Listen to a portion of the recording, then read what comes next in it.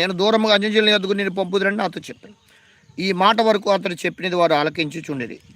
అప్పుడు ఇంటివారు, ఇటువంటి వాడు బ్రతకకూడదు. చూడండి యూదులు ఎలా ఉంటారు, ఇటువంటి వాడు బ్రతకూడదంట. ఏం చెప్తున్నాడు?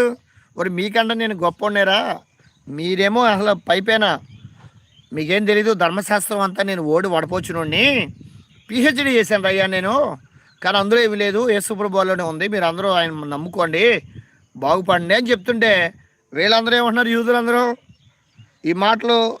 ఈ మాట వరకు అతడు చెప్పింది వారు ఆలకించి, ఇంకా ఆలకించే పరిస్థితిలో లేరు, ఎందుకంటే వారు వినే పరిస్థితిలో లేరు. అప్పుడు ఇటువంటి వాడు బ్రతకకూడదు, భూమి మీద ఉండకుండా వాడిని చంపివేయడానికి కేకలు వేశారు. వాళ్ళ పని సాతానుగాడు వాళ్ళ దూరు చేసే పనులు అవి. ఇంకో విషయం తెలుసా మీకు? యేసు క్రీస్తు యొక్క సేవకుల్ని కానీ, ప్రవక్తలను కానీ, సువార్థికులు కానీ ఒక్కడ చంపితే 1000 మంది తయారవుతారు. అది